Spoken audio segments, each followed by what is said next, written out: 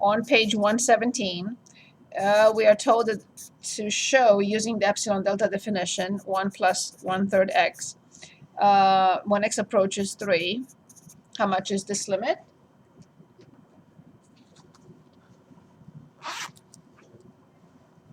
You agree? Everyone agrees with 2? Yes? Good. So this is equivalent to, do you remember the definition or yes? That part is clear. Okay. So for every epsilon greater than 0, I will find a delta greater than 0 such that every time I pick x close enough to what number? Yes. And the distance is written as x minus 3 in absolute value less than?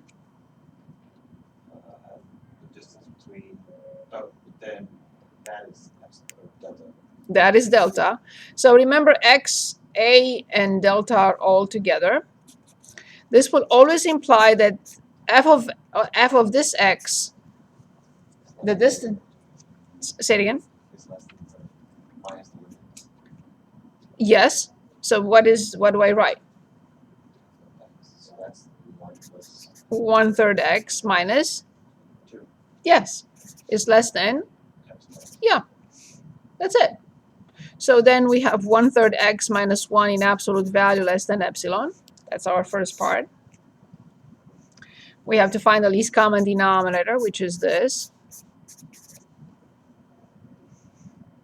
We have to separate as we know by the rules of the absolute value. We write the absolute value of x minus 3. Now I can write over 3. I'll multiply both sides by 3. And I get 3 epsilon. I compare. I'm done. Which means delta equals 3 epsilon. Is that okay? Yeah, it's the absolute value of x minus 3. I got the absolute value of x minus 3. That's what I was looking for. And whatever this is delta, and it depends on epsilon.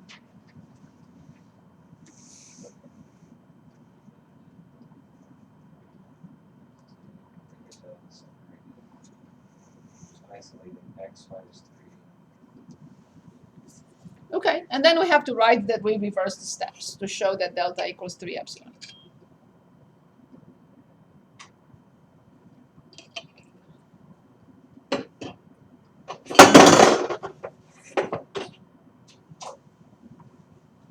Is that okay? I mean, we had like a few, maybe. What is the problem, or what do you think it's not 100% or? It's just that assignment towards the end is like, we just threw a variable on the right, the inequality on the left, then the statement that essentially the absolute value of x minus 3 is less than 3 epsilon is equivalent to delta equals 3 epsilon. Yeah, by comparison. I already know that x minus 3 in absolute value has to be less than delta. This is carved in stone. And that's what I got. So there is nothing else. This must be this. We can't draw any other conclusion. And that's the whole fact. So from here, that's what I have to get. If you remember, if you go back to the lecture notes and the explanation, from here, this is what I'm looking for. Because if I don't get this, then I cannot get delta. So all I have just a little algebraic simplifications to get to that absolute value of x minus 3 less than 3 epsilon. But this is not a variable. It's not a variable for any epsilon. So this is not a variable. Any number you pick that is positive, for any number that you pick, you're going to get this. Okay? Epsilon is carved in stone. We have epsilon. We don't want to use a number. But epsilon is given. And delta will always depend on epsilon. Now you can say if epsilon is 0.1, then I'll say delta is 0.3. If you say epsilon is 0.01, then I'll say delta is 0.03. And we can continue forever. But don't forget that step 2, to go back and just write, show that the delta equals 3 epsilon works by reversing the steps. But I'm not asking you to do. Normally, you have to go from here back to this. There is no point. You're just going to copy step by step and get here. So there is no point. But you have to write number 2 just because this is a double equivalency. We have to show this way and we have to show this way. Otherwise, it's not a complete proof. From here, this implies, and from here, this implies. That's why we have to go back and forth to show this. Good. Anything else? Other questions? Sean, you had something for me? Yes. Good. It was 2C. Okay. Can I? 2C. Very good. So we have limit as x approaches 2, 1 over x minus 2 minus 2 over x squared minus 2x. Eric, was that enough for you? For now, yeah. Okay. So if you have any doubts, I would go back and redo the problems that we had. And let me know. Okay. So here I would like to split this limit into limit of this minus limit of that. Would you allow me to? Of course you will not allow me to, because the limit of the first one is not a number. So you don't even care about the second one. I don't need to check. Limit of 1 over x minus 2 when x approaches 2 is not a number. So limit laws fail here. Good. So what is the other option then? Before I even plug it in, because here I can't even plug it in. Well, I see 2 fractions. I mean, I shouldn't have any difficulties, right? Once I see 2 fractions, I find the least common denominator and I take it from there. I have to add or subtract those fractions. Is that clear? Everyone? Yes? Good. So then this one gets an x. So now the numerator is x minus 2. So basically, I have nothing to do. If I plug it in, I get 0 over 0, but obviously, which factor is the problem, and it automatically goes away. Yeah. Yes, of course. So this is limit of 1 over x when x approaches 2. I can drop the limit operator at this point, and what do I write? Very good, awesome. That's it.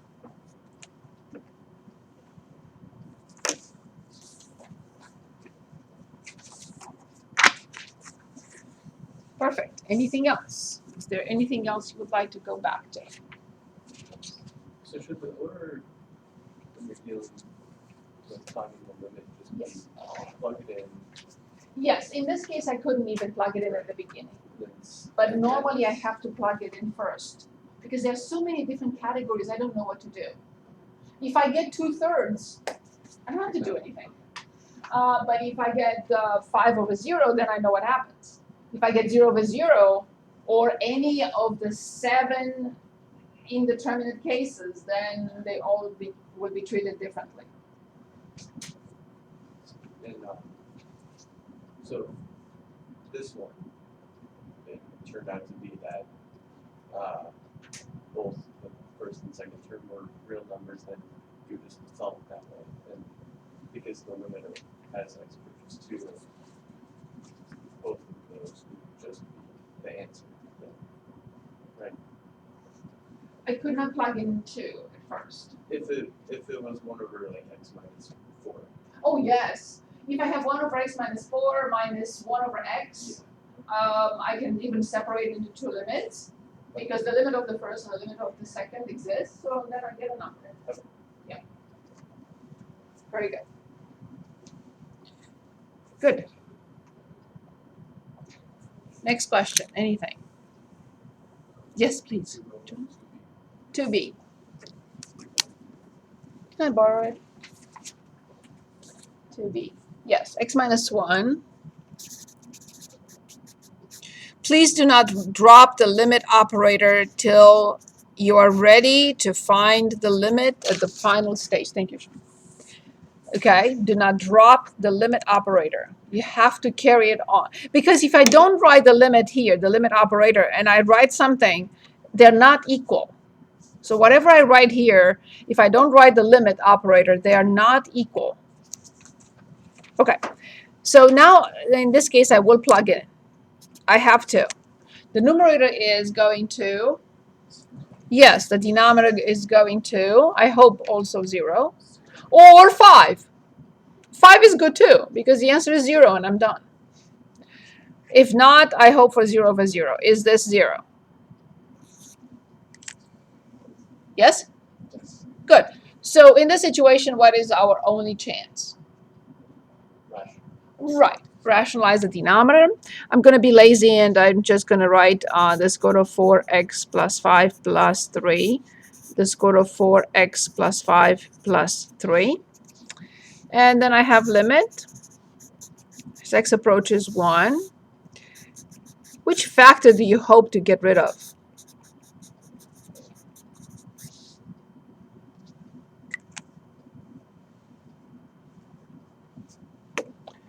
Which factor you hope to get rid of, since it's 0 over 0?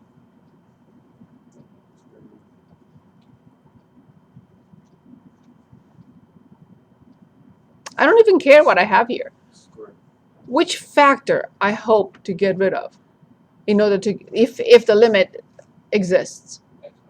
Of course, that's all I want you to have in the back of your mind. I don't care what I have here. X minus 1 is the problem. I'm hoping to get an x minus 1 out from the top and 1 from the denominator, but this is the problem. I don't care what I have here. If I don't get rid of x minus 1 from the top and x minus 1 from the denominator, the limit doesn't exist, most probably.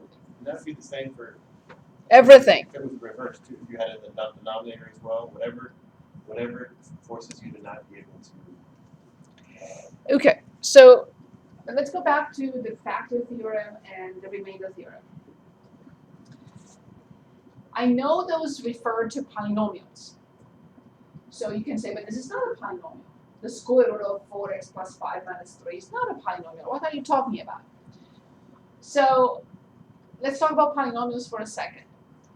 If I have a polynomial and I plug in 5 and I get 0, that polynomial must have x minus 5 as a factor. Is that understood? If I plug in negative 3 in that polynomial and I get 0, what is the factor that must exist carved in stone? No discussion. X plus 3. So now, even if I don't deal with polynomials, because this is not a polynomial, the square root minus 3 is not a polynomial, right? But eventually, since I plugged in 1 and I got 0 over 0, that's my only hope for the limit to exist.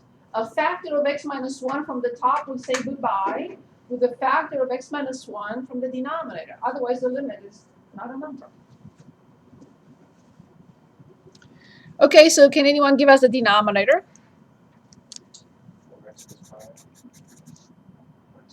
Excellent. So if this one does not have a factor of x minus 1 that will go away with that factor of x minus 1 from the numerator, then the limit may not exist. So let's continue. Limit as x approaches 1, x minus 1, the square root of 4x plus 5 plus 3. And let's look at the denominator. 4x, right. If I can get that factor removed, then the limit will not exist. Most probably. Okay? So now I can drop the limit operator because this is 3 plus 3, which is 6, and this is 4, and 6/4 is 3/2. So I want you to anticipate and be able to understand or foresee what has to happen if the limit exists. It's always the case, right? Now, if you get 5 over 0, no, that's not the case. You can remove the 0 over 0 if you have 5 over 0. Good. Only 0 over 0 guarantees at least one, maybe more, but at least one factor of x minus that number, top and bottom. Okay, good. Anything else? So with, Yes? so I guess 1 comma 3 halves would be a whole in that function, right? Yes. But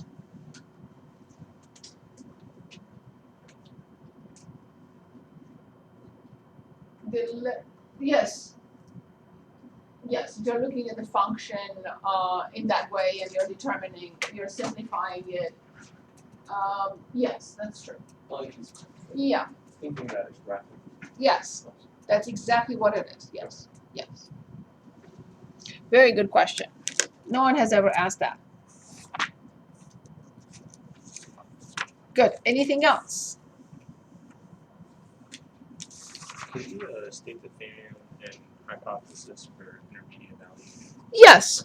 So, for example, if we're interested in finding normally a 1 unit length interval for something like this to solve this equation, but we are not going to be able to solve, but we are going to be able to say, oh, I don't know how many solutions, but at least one between this and this, right?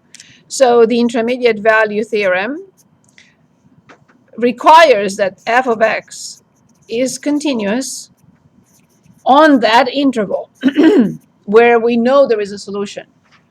And f of a is positive or vice versa, and f of b is negative. In other words, we say the function is continuous on AB and it changes sign on AB. So every time that we do the intermediate value, we should be looking where it either changes from negative to positive. Exactly. Either positive to negative or negative to positive. Exactly. And the function must be continuous. Otherwise, it is not obligated to cross the x-axis between A and B. But if it's continuous, it's obligated to cross.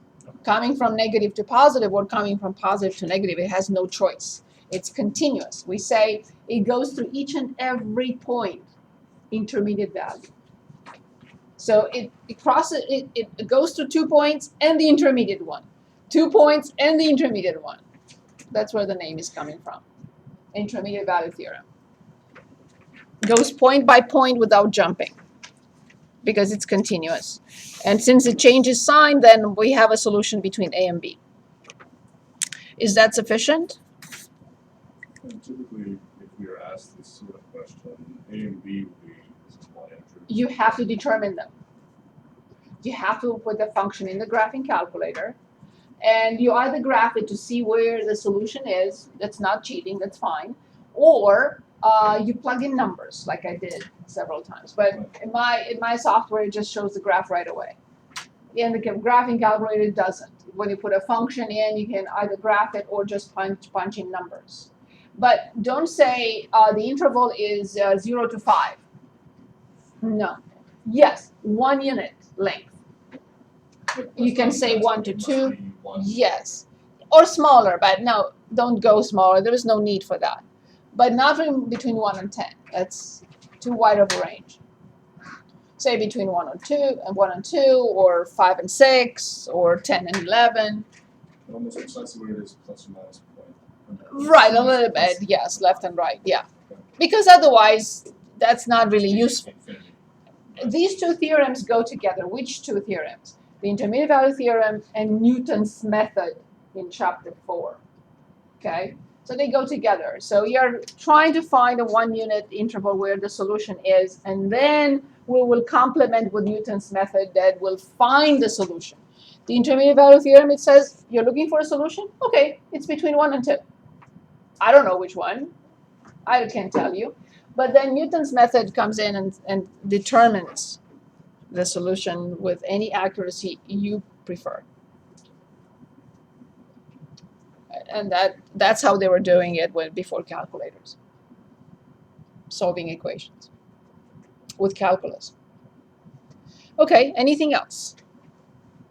So to do this first, you have to prove that the function is continuous. and Yes. proved by IVT. You just have to say that this is let's say a polynomial function is continuous everywhere, or it's a combination of two functions, three functions, or adding, subtracting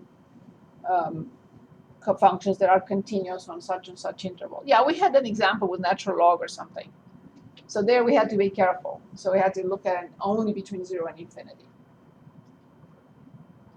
Yeah.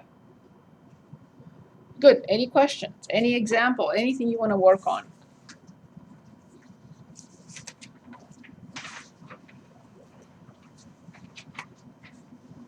Anything?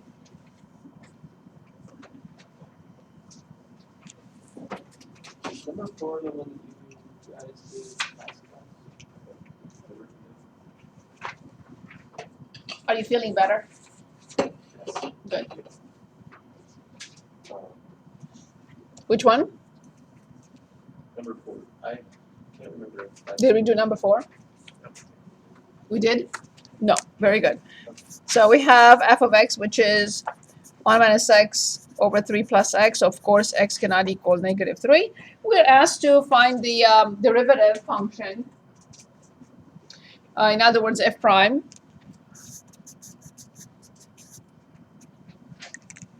Using the definition. We don't know differentiation rules yet, so we are going to use the definition for this one. Ready? I don't like the way the function is presented. You do not have to do this, but I will.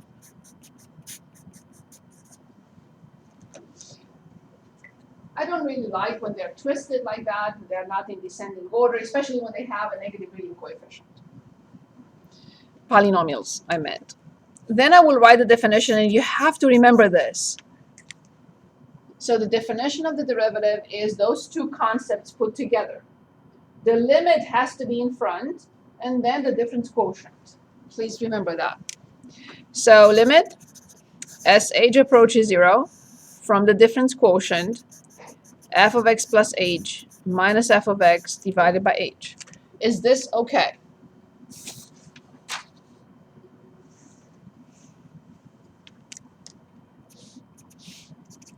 So then limit as h approaches 0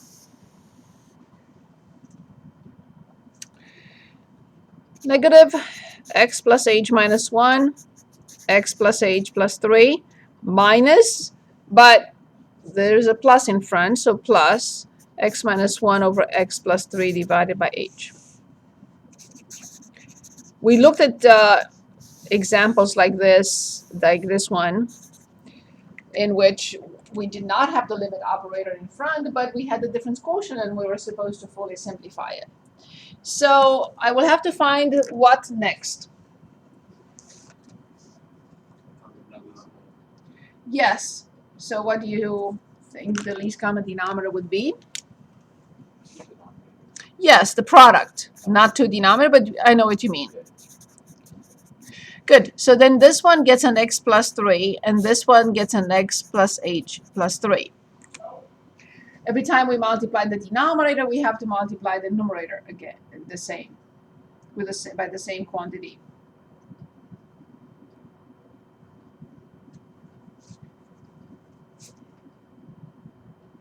Is that clear? Okay, so now let's proceed. Keep in mind there is a negative in front.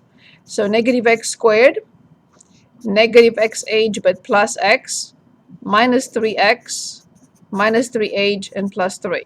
And I already ran out of room, of course. You're not surprised. I don't see any surprised.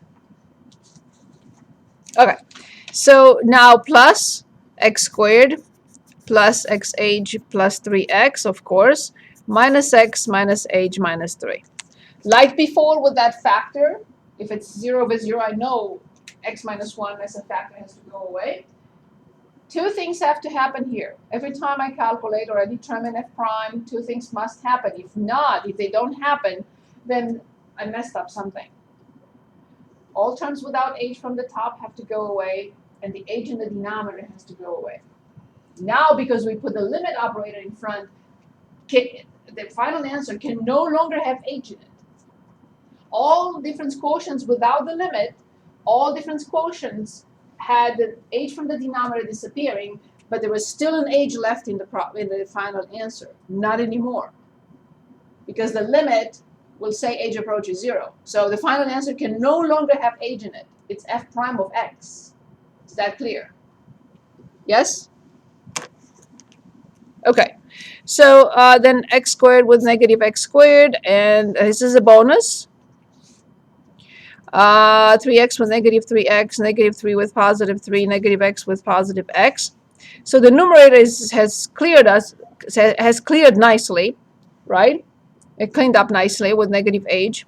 So this is limit as h approaches 0 from negative h over x plus 3, x plus h plus 3. I'll put this in brackets times 1 over h because I have to flip the denominator. Oh, I'm sorry, I missed this one. I'm sorry. So it's negative 4. Thank you very much. I normally do this. I didn't do it this time. Thank you. My apologies. So now the final simplified form is 4 over x plus 3 squared. As you see, once we put a limit in front, there is no more h at the end. If you only determine the difference quotient, you will always have an h in the final answer. But if you combine the limit with the difference quotient, the final h has to go away. Any questions?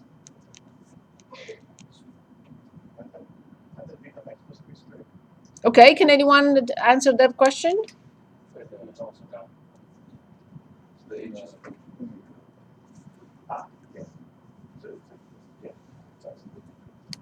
I love it when my students collaborate and talk on each other. Okay, so then I have to determine f prime of, we were asked to determine at 1, correct? Negative 1, okay. So let's find f prime of negative 1. How much is that?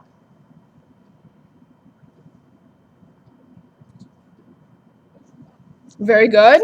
So then I have, let's find also f of negative 1. F of negative 1, the top is 2. The denominator is good. So this is 1. So we have the point negative 1 comma 1, and we have the slope, which is negative 1. So we are ready to find the equation of the tangent. Just one more time, what just happened? I found a point. I'm given x equals 1. I have to find the y coordinate. So I have negative 1, and I find f of negative 1. That all is the case when I need a point. So I have x, and I determine y. Is that okay? So then y minus y1 equals the slope times x minus x1, where the slope is negative 1. x1 is negative 1, and y1 is 1. Is that okay?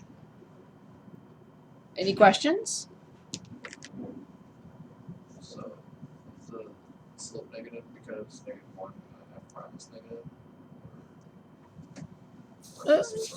Okay. Negative 1. Negative 1 plus 3 is 2. 2 squared is 4. 4 over 4 is 1. With minus in front is negative 1. That's the slope for. That's the slope of the tangent line to the graph of this function when x is negative 1. It's negative 1. Right. Is that okay? And then you got the points from The point has nothing to do with the function, with the derivative. The point has something to do with the function, not with the derivative. I'm given x equals negative 1. I have to determine f of negative 1. And when I determine f of negative 1, I got 1. Is that okay?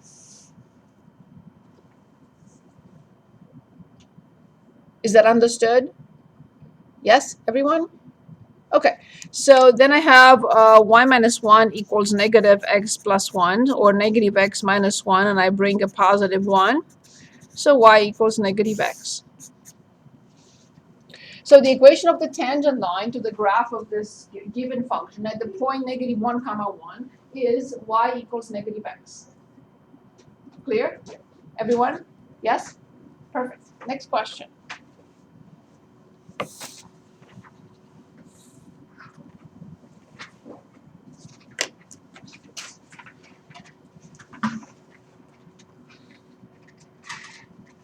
Any question?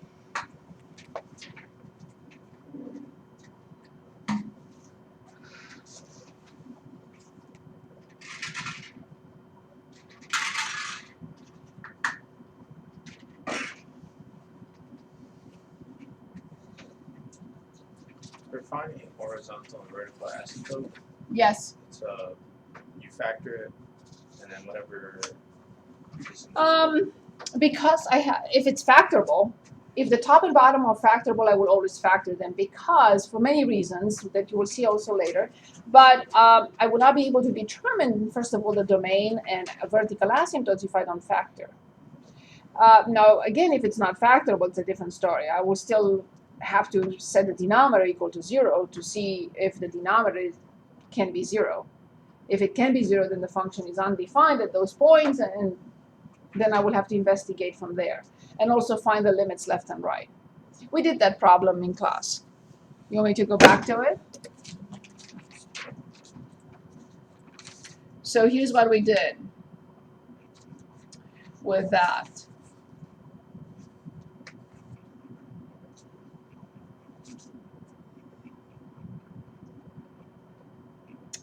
Okay, so here's the function. I can make a decision where this function is undefined or what is its domain before I factor a denominator. And when I factor a denominator, I realize that x plus 1 goes away, which immediately I know that x equals -1 is a whole. And x equals -2 stays, so that's a vertical asymptote. And then I had to calculate both limits, to the left and right of -1, to the left and right of -2, because that's what I have. And also, on the simplified form, if it simplifies. If not, I'll go back to the original form, because I don't need this when I find the horizontal asymptotes, or asymptote in this case. So I simply applied the limit on the simplified form, and I got 0. So then horizontal asymptote is y equals 0 at both ends because it's rational. If it's not rational, it may be different. The asymptotes may be different. Is that what you had in mind? Is this okay, everyone? Do we need anything with this? Let me know. Okay, next question.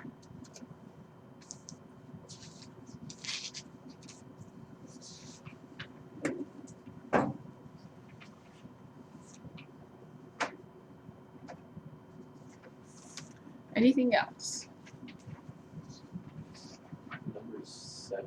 Yes. Okay, I mean, it's the intermediate value as the theorem again, but Yes. I guess it might be helpful to have an actual application.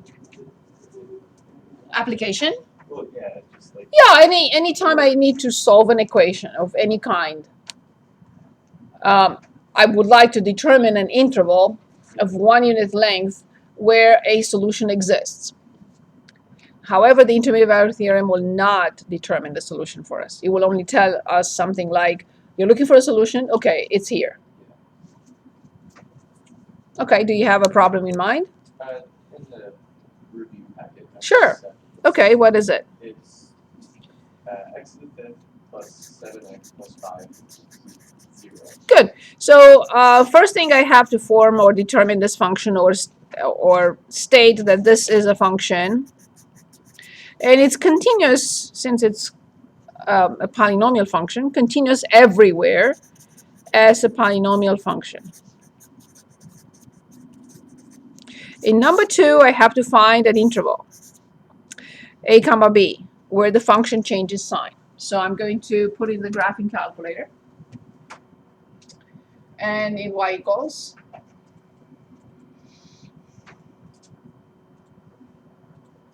So this is x to the 5th plus 7x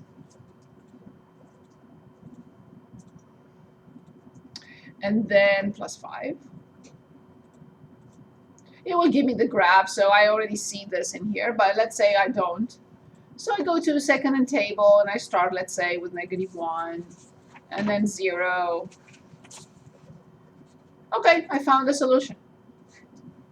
The solution is between -1 and 0. So this is something you use in the graphic calculator. Oh, we have to. Okay. Yeah, otherwise you'll do it by hand, plug in numbers. I don't want you to. Okay. So then I show that f of -1 is a negative number. I don't even care what it is. And f of 0 is a positive number. From 1 and 2, by the intermediate value theorem, there exists a number c in the open interval -1 to 0 such that f of c is, 0. that's it. Then, is that how you want it? That's it. On the, You can't do anything more. Well, is it specifically with the, so by the intermediate theory, I guess there exists a c such that. Yeah, that's what I said. Okay, but is From that 1 and 2, by the intermediate value theorem, there exists a c in the open interval -1 to 0 such that f of c is 0. That's it. You cannot do anything else. right? Is that how you'd want it? Yes. The answer on it. Yes, absolutely. That's it. That's all I wrote. Yeah. Do Yes. we have to use these logic symbols or no? No. Okay. No. I guess so. Absolutely not. There are only 4, however. There are only 4 forever. For any, there exists such that, and in. There are only 4 symbols. The symbol is in. C is a number in the interval.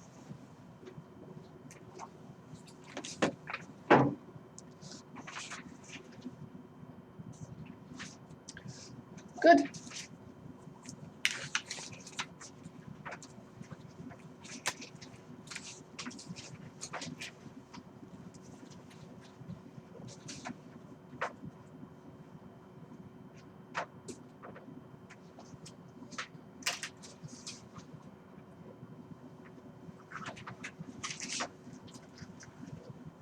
Ready?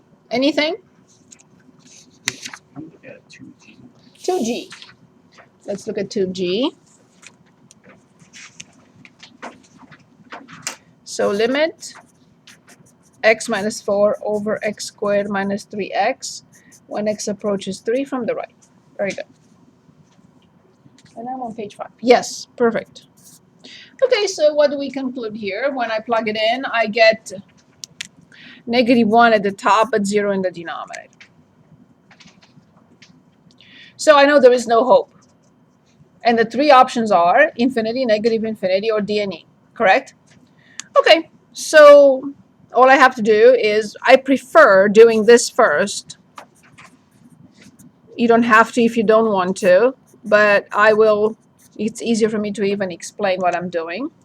So 3 from the right, like 3.1, this is negative, this is positive, and this is positive.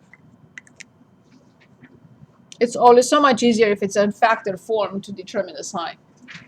So the top is negative, x is positive, 3.1 minus 3 is positive, so the answer is negative infinity. And I will write that x equals 3 must be a vertical asymptote for this function, mandatory.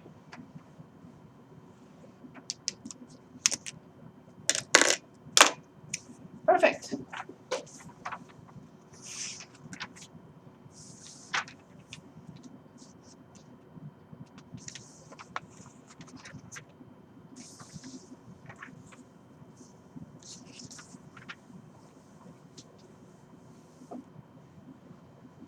Is there anything else you would like to review? Which one? 2? Yes. So limit as x approaches infinity from e to 1 minus x.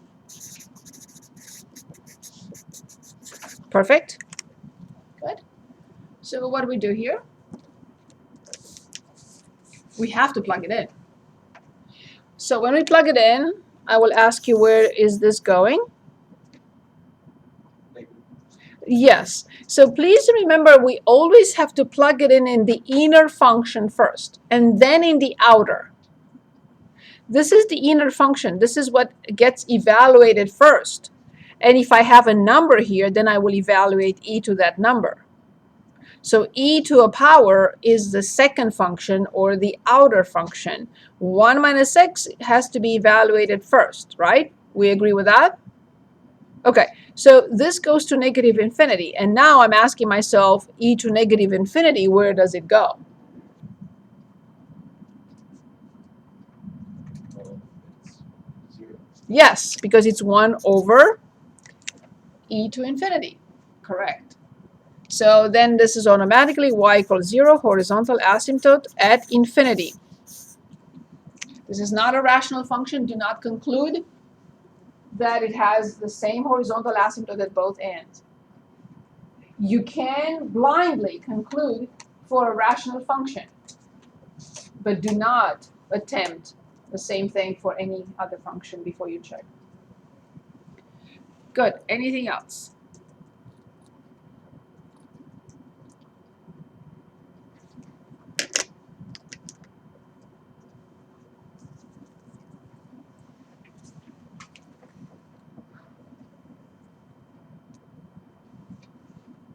Do 2E. 2e. Thank you.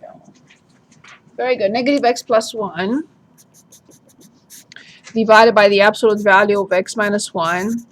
And we're asked to find the limit as x approaches 1 from the right. Perfect. So please disregard the limit. The question will ask you to fully simplify the function first, and then it will be so much easier for you to determine the limit. And where is our starting point? Yes, it has to be the absolute value of x minus 1, which is nice, is x minus 1 for x minus 1 greater than or equal to 0, and negative x minus 1 for x minus 1 less than 0.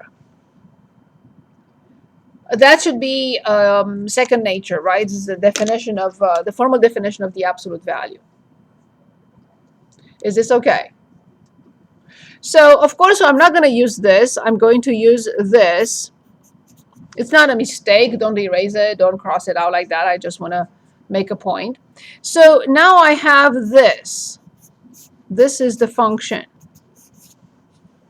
And please tell me what the options, what are the options here?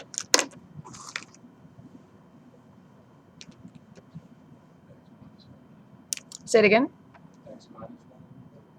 Negative x minus 1 over x minus 1. Correct. And the answer is?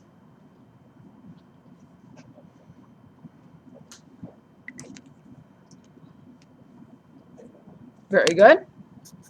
For x, however, only greater than 1. Is that clear? Why? Only greater than 1, not equal to.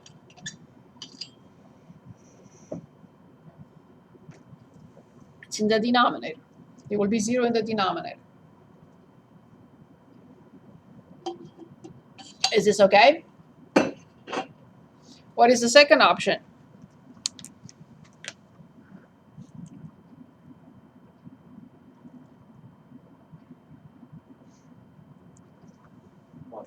Good. For x less than 1. Now I'm ready to put in the answer. To get those answers, are you just plugging in x?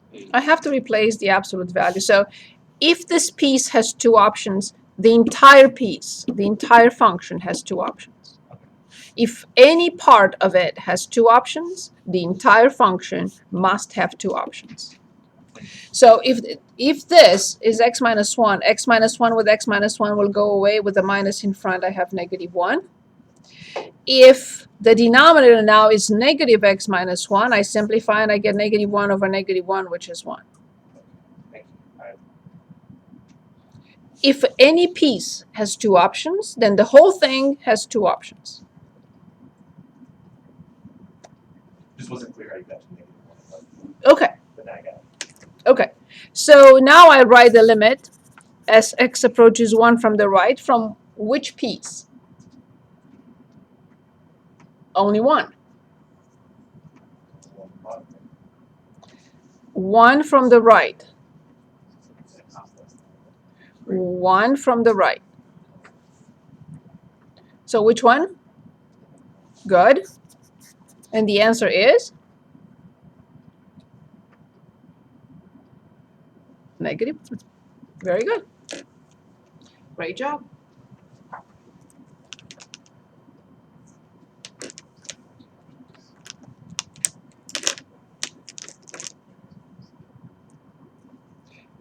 Anything else? So you Sean, got, go ahead. I'm still confused at the very bottom part, how you get the x, the negative 1 and 1. So if this piece is x minus 1, x minus 1 over x minus 1 is 1, with minus in front is negative 1. So you're just, that's showing like the subtopic, you're substituting. I have to. I have to. Right, because I have two options for this. Now see, this is just for the absolute value. This is for the entire function. That's why I put the function here, and here just the absolute value. So I have to address this piece first, and then I address this, which is here. So the light blue step is simply the two options for the absolute value. Only the absolute value has two options. This one does not have two options. But because the function has the absolute value, the function itself will have to have two options. What you end up doing with, so for the denominator, you also wrote the inequality on the right. What do you end up doing with that inequality on the right? The x greater than or equal to 1 or x less than 1 at that stage. That's the formal definition of the absolute value. So without the definition, I can't apply in any expression. So any expression in absolute value can be the expression itself if the expression is greater than or equal to 0, or the opposite of the expression if the expression is less than 0. This is carved in stone. Now it happens that my expression is x minus 1. So I have to fill it in everywhere. 1, 2, 3, 4, 5 different pieces of x minus 1. So formal definition of absolute value. I can't decompose anything without this. So without explaining where this happens, I can't continue. I'm explaining here where this happens. This equals this only if you pick x to the right-hand side of 1 or 1. This equals this only if you pick x to the left-hand side of 1, but not 1. I cannot put 1 in both. If you want 1 here, then you cannot put it here. It doesn't matter. The function is continuous. You have to put the equal symbol either top or bottom. But here you cannot put it at all, because x minus 1 in absolute value is in the denominator. Here it wasn't. Here it was just a quantity. But now you have to exclude the equal symbol. And then you got the final answer. So I understand where you get the negative 1 within the parentheses, but outside of it,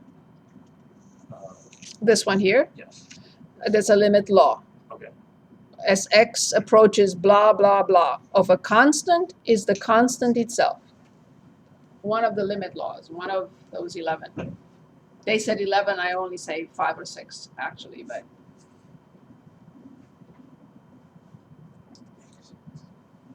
Very good. Anything else?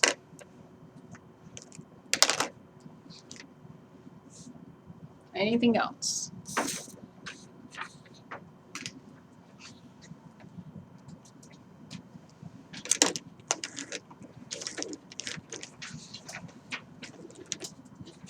So Wednesday we have this test. You will have the entire time. If you'd like to come in a few minutes early, you can, of course.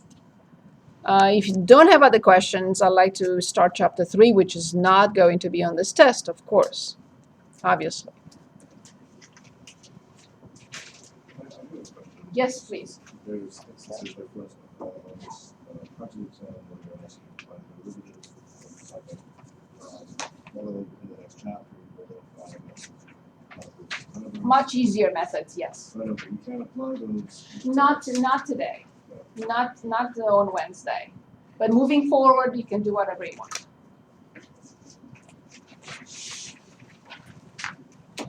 Just not today. We're just still practicing the definition, the formal definition. You're not going to have more than one question on the formal definition of the derivative, which is the limit of the difference quotient. We just need to remember that the limit, the derivative is actually a limit. And the derivative will exist only if the answer at the point, any point, only if the answer is a number. If the answer is two numbers or infinity or d and e, then the function is not differentiable at that point. So the derivative is a limit. Anything else you would like to go back to?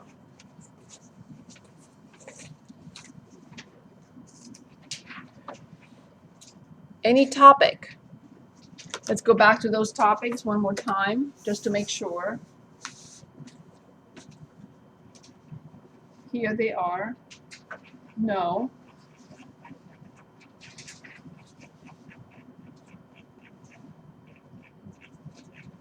Okay. Difference quotient and limits. Continuity and continuity at a point. Finding f prime of x with a definition. Finding f prime of a with the definition. Vertical asymptotes, horizontal asymptotes, and limits. Graph a function given info. IVT, which we just practiced. Squeeze theorem. Numerical example, the secant and tangent. Like the ones, find the average rate of change between this, and then come up with an estimate for the derivative. Remember those, right? We started with those, the first problems we did, ever. It's just, yeah, those are just where you're trying to find the slope. Yes. Yeah. Yes, the secant of the secant line and then the tangent. Yes. The epsilon-delta definition that we just looked at again, and graphing piecewise defined functions and reading from the graph. Continuity, removable discontinuity. Graphing piecewise defined. Yes. Yes, graphing a piecewise defined function and also answering some questions about that graph. Yes, please. From the handout, can we do 11? Yes, yes, of course. Sorry, Sean. 11. No, not, you said 11? From the limits. Oh, yeah, I'm so sorry. Yes, number 11. Yes. So we have a limit of x to the fourth cosine 2 over x as x approaches 0 from either side. Perfect.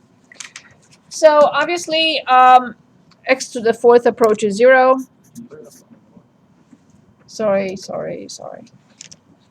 X to the fourth approaches 0, and this is undefined. So obviously this is a typical situation for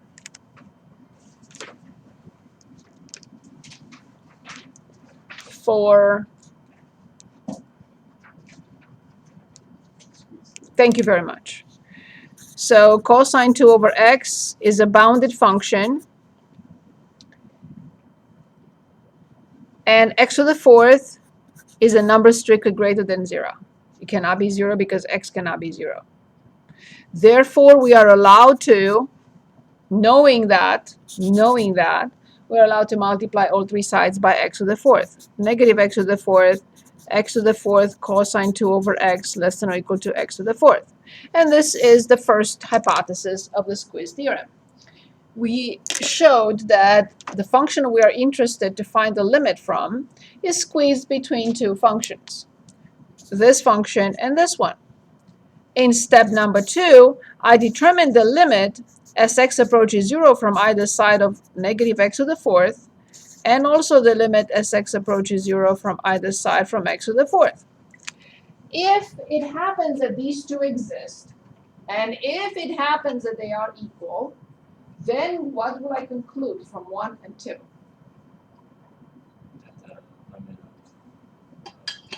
Of x to the fourth cosine 2 over x must be, yes. So this is 0, this is 0. from 1 and 2 by the squeeze theorem. So please always, when we apply a theorem, you have to at least say by the. Okay? That tells me that you know what you're doing. Limit of x to the 4th cosine 2 over x must be 0. Bless you.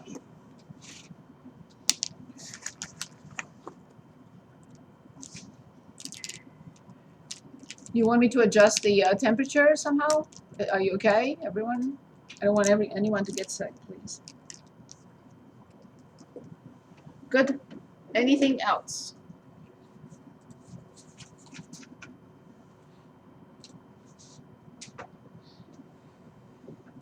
Anything else?